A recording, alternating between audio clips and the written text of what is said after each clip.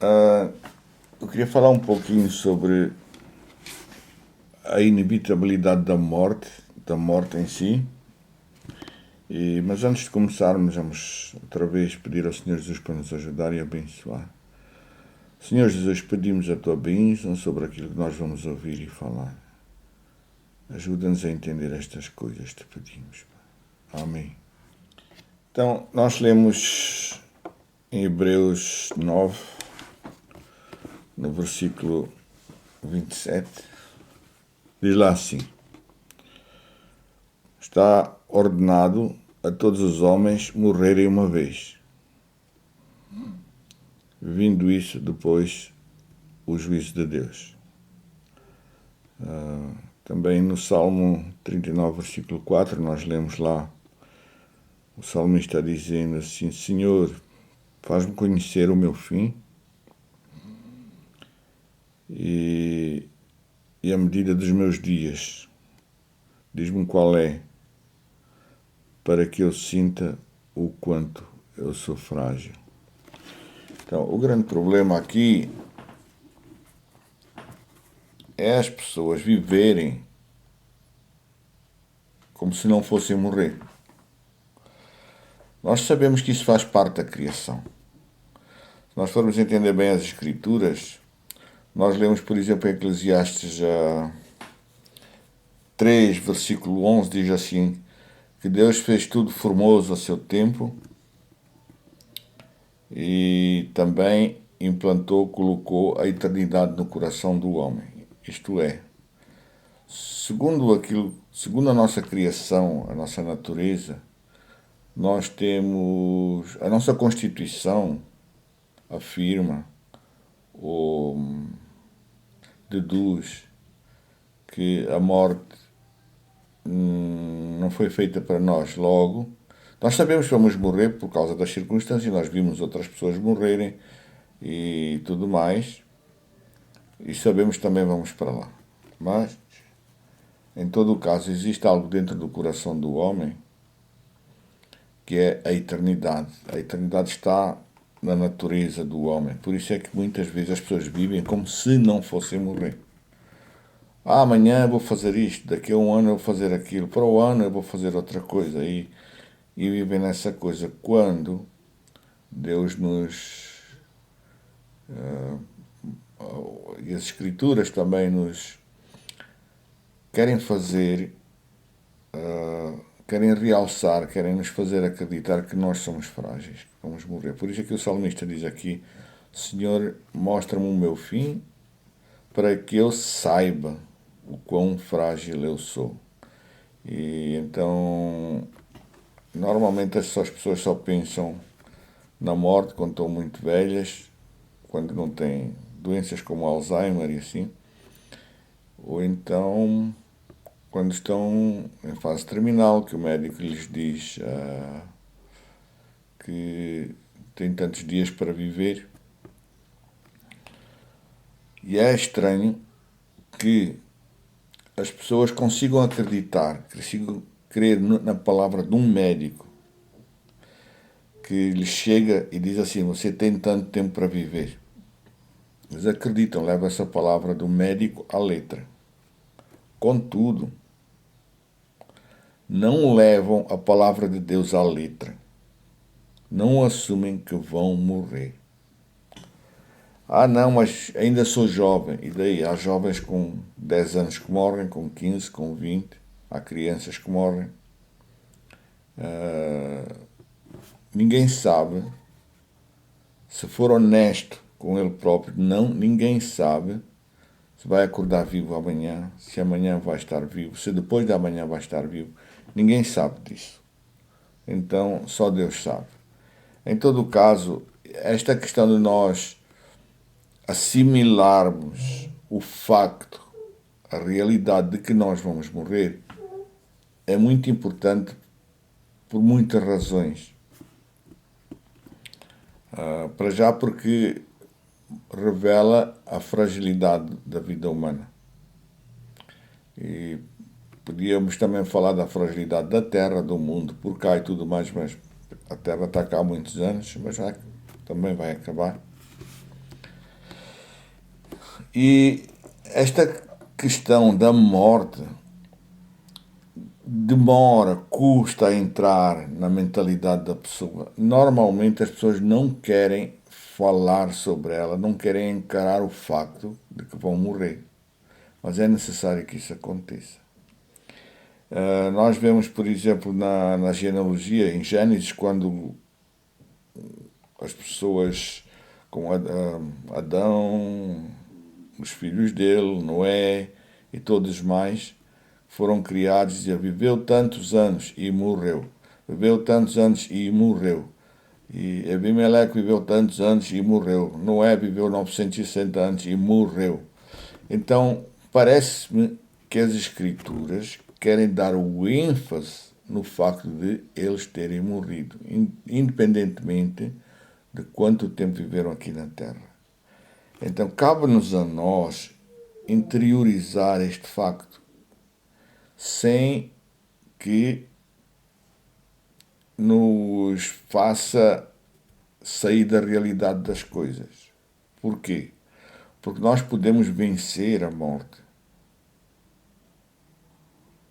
E a pessoa que tem medo dela nunca vai enfrentá-la ou nunca vai preparar-se para que a morte se torne inerte na sua vida. Bom, dito isto, é porque Paulo diz, por exemplo, em 1 Coríntios 15, no versículo 26, ele diz lá assim: o último inimigo que há de ser aniquilado é a morte. Mas esta palavra aniquilado significa tornado inerte, tornado completamente inerte. É a tradução original que ela diz. Quer dizer que fica sem força, fica inerte. A morte torna-se uma coisa inerte, sem vida, sem força, sem capacidade. Então, e é preciso que este último inimigo da nossa existência seja vencido. E é sobre isto que eu quero falar também, porque, em primeiro lugar, quero só realçar que, além da morte, existe uma outra coisa que é inevitável, ninguém vai conseguir fugir dela. Porque a Bíblia diz aqui, que nós já acabamos de ler, está ordenado aos homens morrerem uma vez e a seguir o juízo de Deus. Ninguém, por pequeno ou grande que seja na terra, vai conseguir escapar a este juízo. Mas eu quero também realçar o facto de nós podermos passar por este juízo de Deus incólumes, sem que ele nos afete. E não é aquilo que os crentes de hoje acreditam. Então eu peço que preste atenção nestas palavras, porque a maior parte das pessoas acredita no que deseja que seja verdade. Acredita numa doutrina que não sabem onde se baseia, não vão a fundo nas coisas. Então, é possível enfrentar tanto a morte e o juízo de Deus e passarmos por isso ilesos. Vamos falar um pouquinho sobre a morte, porque eu já presenciei os últimos dias de certas pessoas e aquelas últimas horas, é quando se querem agarrar à vida e não conseguem. São coisas muito penosas, são situações muito... não dá para descrever.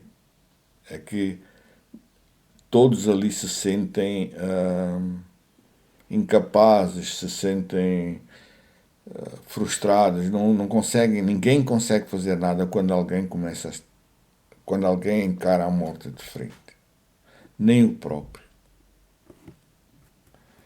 Então, pense nisto. Você, eu, qualquer de nós, um dia, mais tarde ou mais cedo, é uma questão de minutos, de horas, de dias, talvez de anos, não sabemos, A gente não sabe, porque ela vai nos apanhar de surpresa. Qualquer dia destes, nós vamos ser confrontados com a morte. Qualquer um de nós. E quando formos confrontados com a morte, não vamos ter capacidade de fugir dela. Nós não vamos conseguir escapar da morte. Então, existe uma história, uma ficção, que diz que um dia a morte apareceu a um homem e diz: olha, mês que vem eu venho-te buscar. E então o homem não sabia o que fazer, começou a fugir. Fugiu para outra cidade, para a morte não o encontrar, porque a morte pensava que ele estava ali, naquela cidade. Deixou o cabelo crescer, transformou-se, mudou-se. Ele disse: agora eu quero ver a morte encontrar-me. E um dia a morte passou pela cidade para onde esse homem fugiu. E a morte disse assim: olha, eu estou à procura de um homem assim, assim, assim. Não o viste? Ele disse: não, não conheço, estava à procura dele. Ele disse: pronto, mas não faz mal, olha, já que eu não o encontrei, ele vem tu mesmo. E foi e levou. Então, no fundo, as pessoas que tentam escapar da morte nunca vão conseguir. Não existe maneira.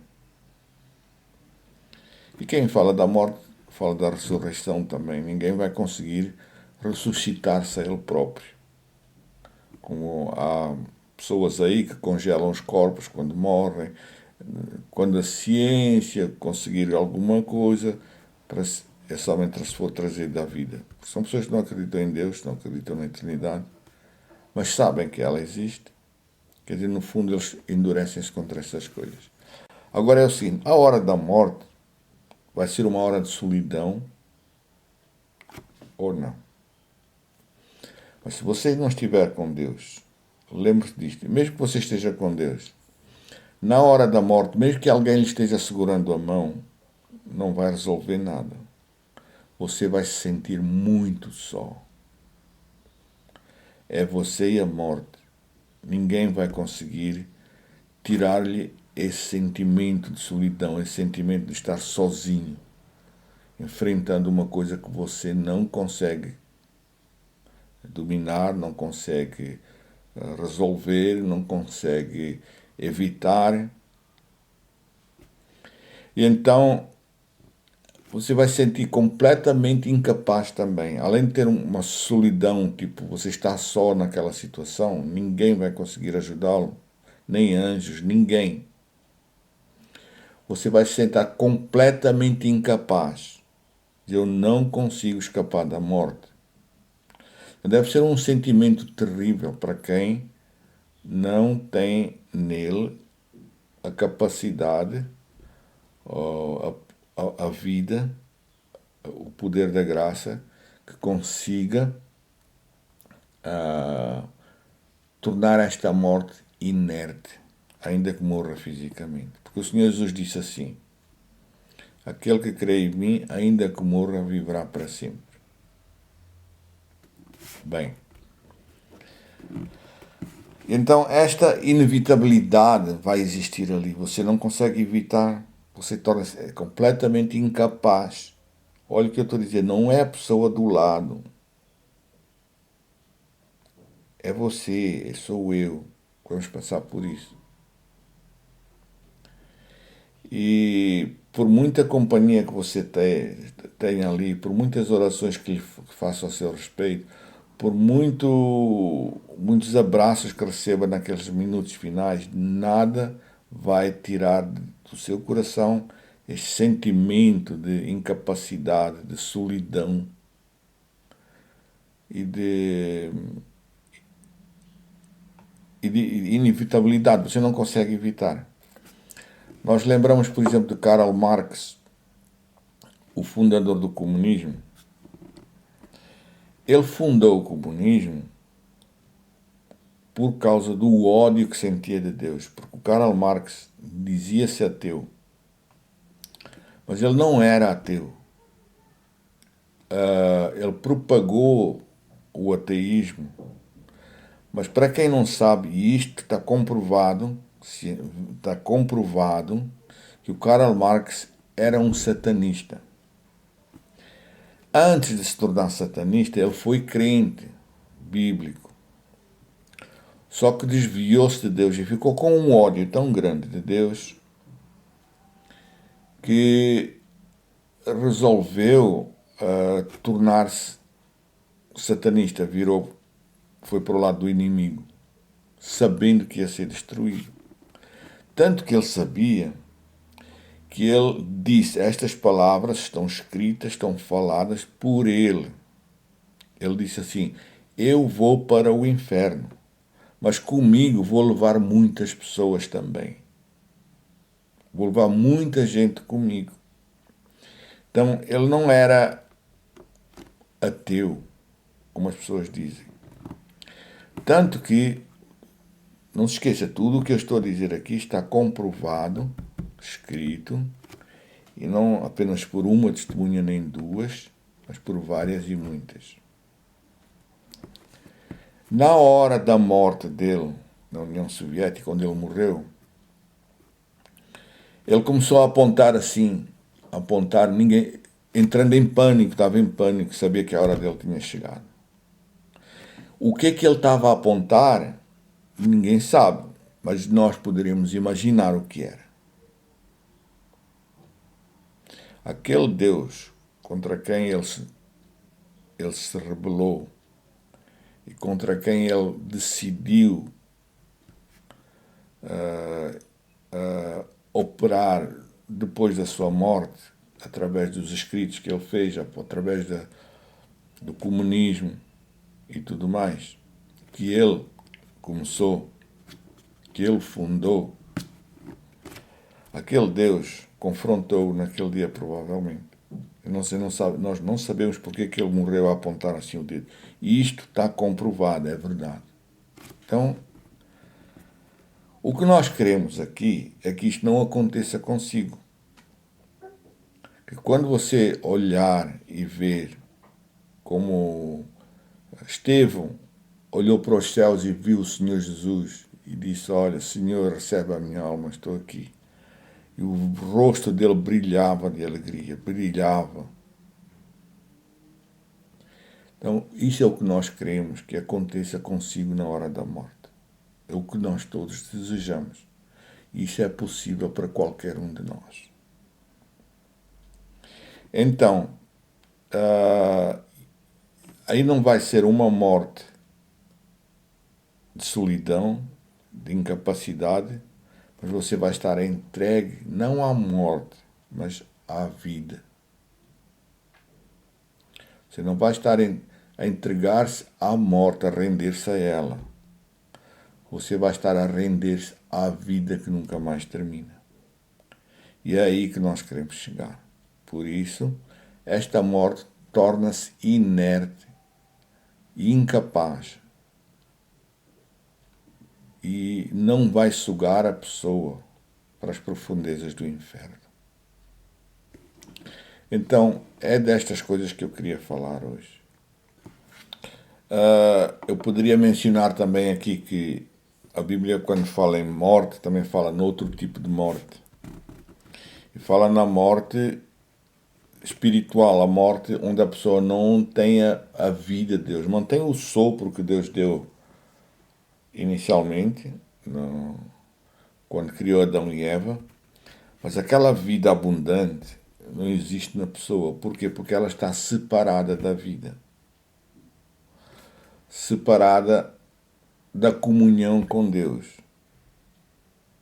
E ela vive, mas não vive. Vive neste mundo, está por cá até acabarem os seus dias. Essa é uma morte espiritual que nós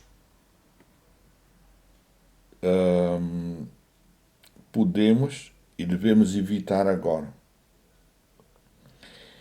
E é para isso que o Evangelho se chama de Boas Novas. Porque é esse Evangelho que nos vai tirar dessa morte espiritual, através da qual toda a condenação futura é exterminada, é eliminada, se torna inerte. E eu vou explicar um pouquinho como é que isso acontece. Porque assim, a Bíblia diz assim, que vem o juízo de Deus, depois da morte.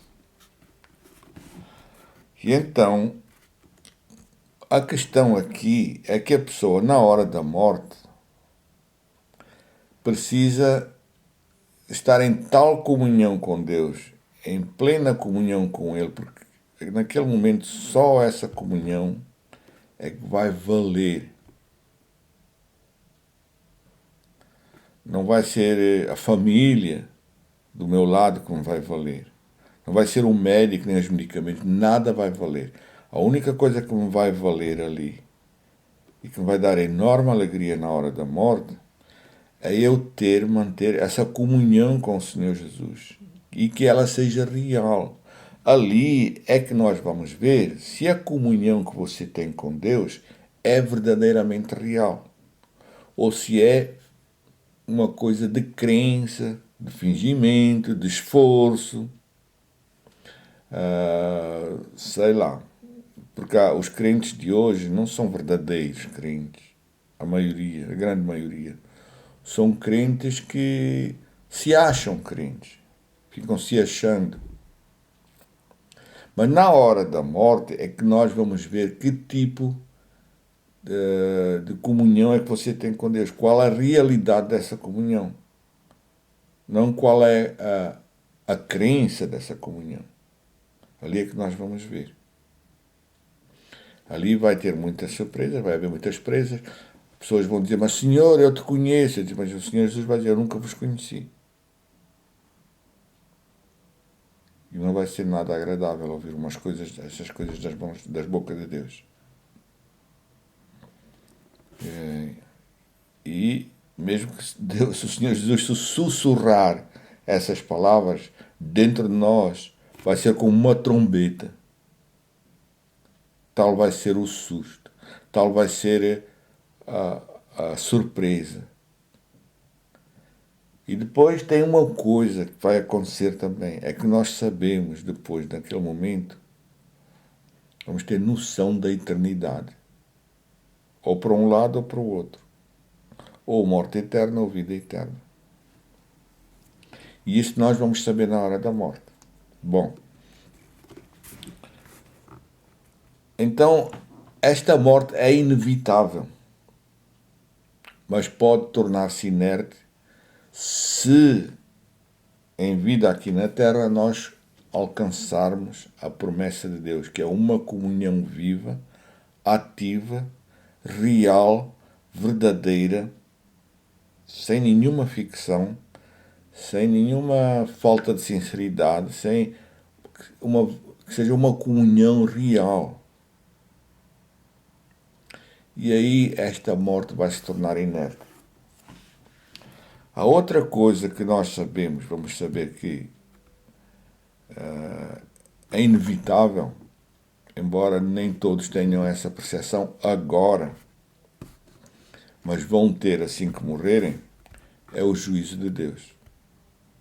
Porque de seguida vem o juízo de Deus. Isto é o que a Bíblia nos afirma.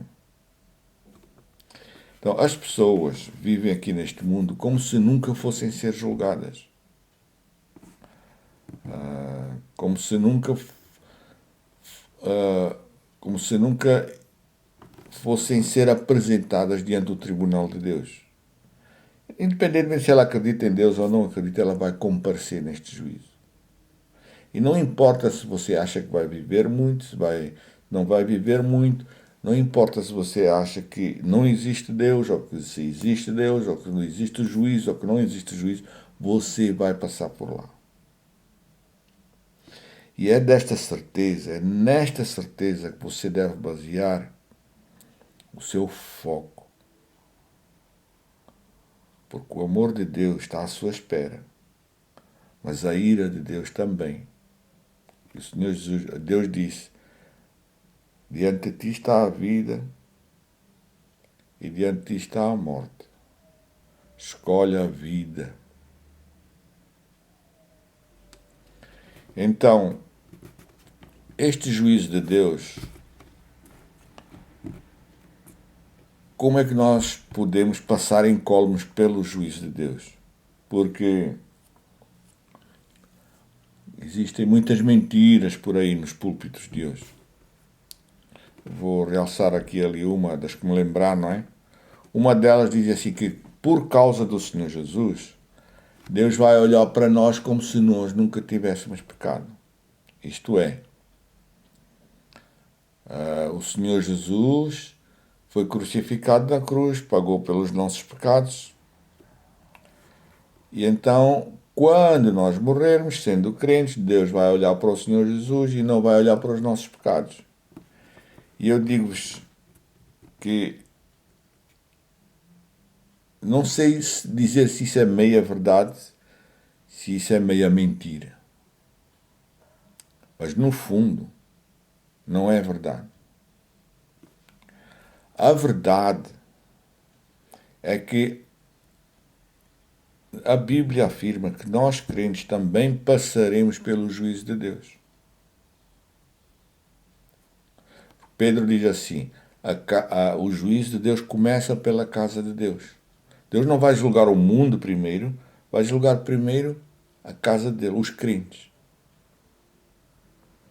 Então não tem maneira de nós escaparmos desse juízo. Aliás, não passarmos por ele. Agora, nós temos a opção ou passarmos por ele incólumes, limpos, ou não. Essa é a opção.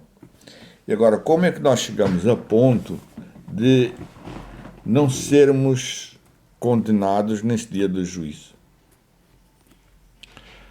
Paulo diz em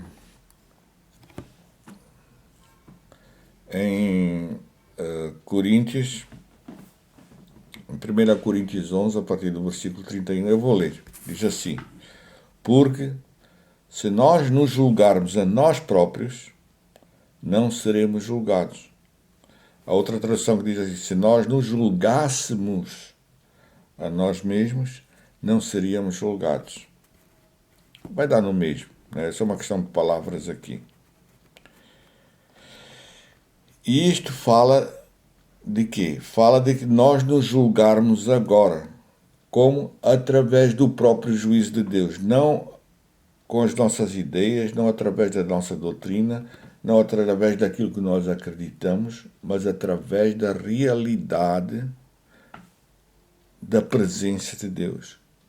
Que seja Deus a nos julgar antes do dia da morte, convencendo do pecado, limpando, exterminando. Porque diz assim, porque se nós agora, antes de morrer, tivermos essa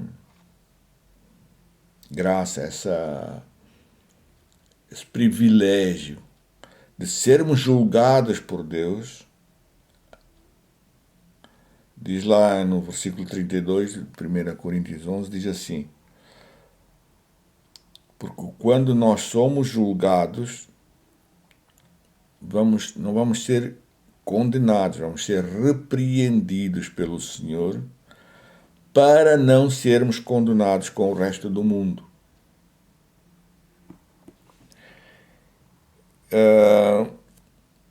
Para que seja, porque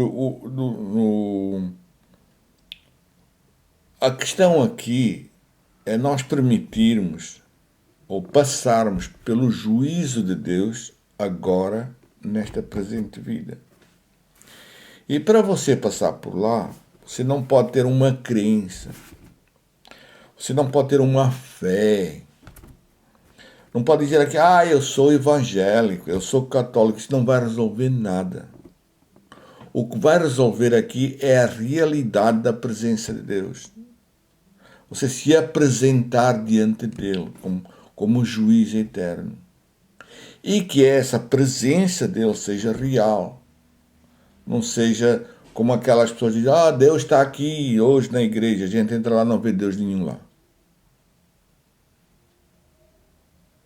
Você se apresentar diante de Deus para ser julgado por ele. Em vida, nesta presente vida, neste presente século. E é isso que Paulo também fala. Nós, neste presente século, devemos ser julgados. É neste presente século que nós devemos ser transformados. Então, quando nós somos julgados, o que é que acontece? Acontece que nós, se já passamos pelo juízo de agora, passamos por ele, tudo, não ficou nada nada sem haver sido ajuizado, sem exterminado da nossa vida, ou colocado na luz, por assim dizer. Nós, quando passarmos pelo juízo de Deus, vamos passar lá como pessoas já julgadas. É isso que Paulo diz assim, diz porque se nós nos julgarmos a nós mesmos, não seremos julgados. Porque se nós já passamos pelo juízo de Deus aqui, e é real, é verdadeiro, não é uma coisa de ficção, não é a minha crença. Eu, quando passar pelo juízo de Deus, já passo por lá julgado. Pronto. Isso é uma das coisas. Nós podemos ver este assunto por outro prisma. Por exemplo, em Romanos, em Romanos 6,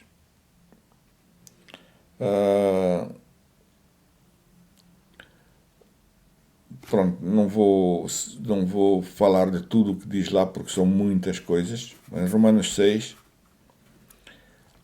Paulo fala ali de uma morte, um tipo de morte. E sinto muita pena para aquelas pessoas que interpretam mal Romanos 6, 7 e 8.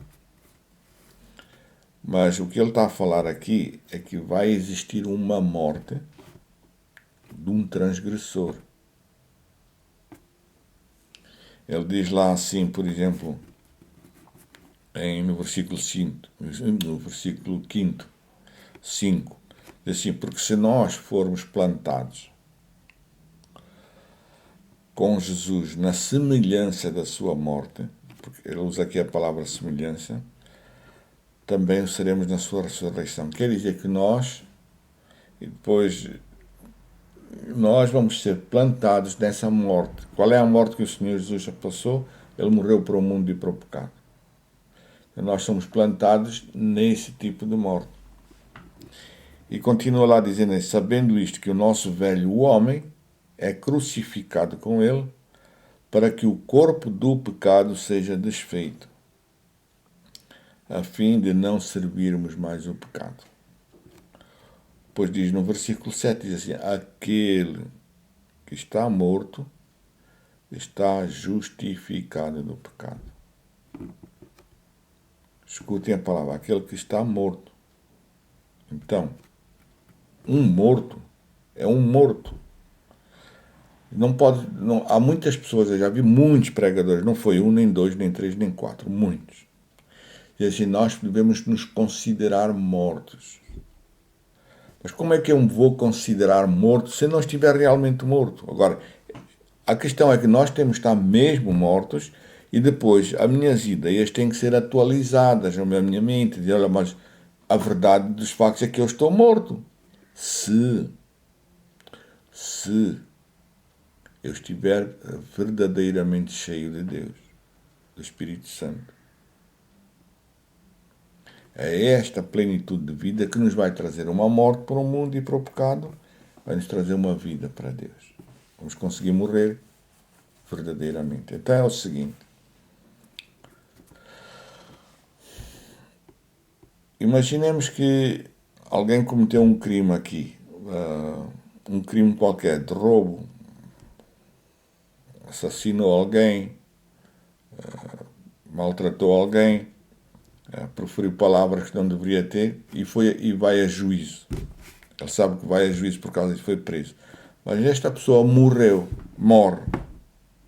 Se a pessoa morre, como é que ela vai ser julgada nas instâncias deste mundo? Não tem como. Porquê? Porque morreu. Então, se a pessoa morreu, todos aqueles crimes são prescritos. Não fazem mais sentido. quem é que vai ser condenado por aqueles crimes? Se a pessoa já está morta.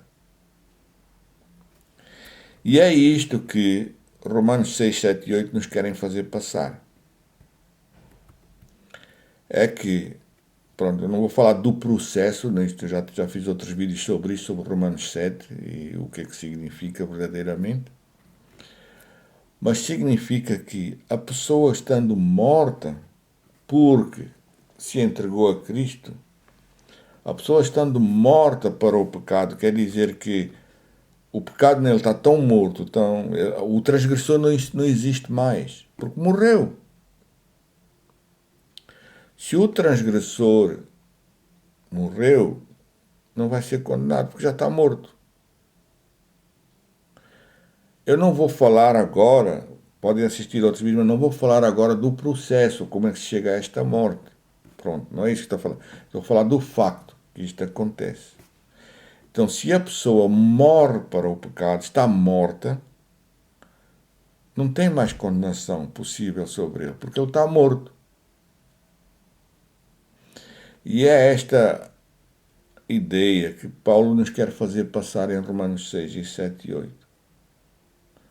Quando ele diz assim, não há mais condenação nenhum para aqueles que, não é para qualquer um, para aqueles que têm a vida de plenitude. Por quê? Porque esta vida de plenitude extermina o pecado. Como? Porque exterminou o pecador. Transformou a pessoa. Então, isto era a mensagem que eu queria fazer passar hoje, é que existem estas duas coisas inevitáveis. Nós vamos morrer, é um facto. E nós vamos passar pelo juízo de Deus, é outro facto. Ninguém vai escapar dessas duas coisas. Há pessoas que dizem, não, mas há três coisas que são inevitáveis, o nascer, assim, que o nascer, se não tivesse ouvido uma comunhão, uma interação entre o seu pai e a sua mãe, você não teria nascido. Pronto, isso era evitável. Mas a morte e o juízo de Deus não é possível evitar isso. Nunca vai conseguir escapar disso. Então prepare-se agora. Entregue-se à justiça. Cada pecado da sua vida traga as suas transgressões. E tenha o cuidado de não ser você a determinar o que é pecado e o que não é pecado. O que é transgressão e o que não é transgressão. Sabendo que se você for se entregar a Deus, você vai se entregar a Deus para morrer para este mundo. Para morrer para o pecado, trazendo as suas transgressões uma a uma, colocando o transgressor na luz, matando o vampiro que se coloca na luz dos Deus. É assim que o transgressor morre, colocando-se na luz. Então, lembre-se, você vai morrer, mas você pode viver. Então, quando a Bíblia fala aqui de que o último inimigo é a morte, e esse último inimigo vai ser aniquilado. Esta palavra aniquilado, no original, significa tornado inerte. Vai acabar. Esse último inimigo é a morte. E você precisa vencer. Você precisa chegar lá e dizer assim, eu estou bem com Deus. Eu já me entreguei à justiça. Eu não preciso ter medo da morte. E é assim que você vai vencer a morte. E é assim que vai passar pelo juízo de Deus sem ser condenado. E que Deus nos abençoe e que nos possa trazer vida, porque a vivência que nós temos com Deus vai nos fazer passar todos os dias pelo juízo de Deus.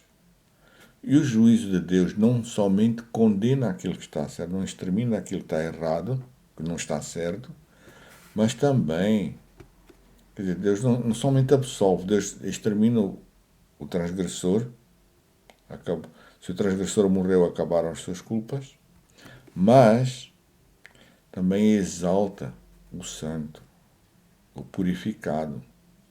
Porque o juízo não traz só condenação do que é errado. O juízo de Deus também traz aprofundamento, consolidação, exaltação daquilo que é celestial. O juízo de Deus faz isso. Então que Deus nos abençoe. Lembre-se, você vai morrer. Senhor Jesus, abençoa-nos também agora com esta certeza, que nós vamos viver uns tantos anos e alguém vai dizer, e morreu, e morreu, e morreu. Então, ajuda-nos a viver contigo e só para ti te pedimos, Pai. Amém.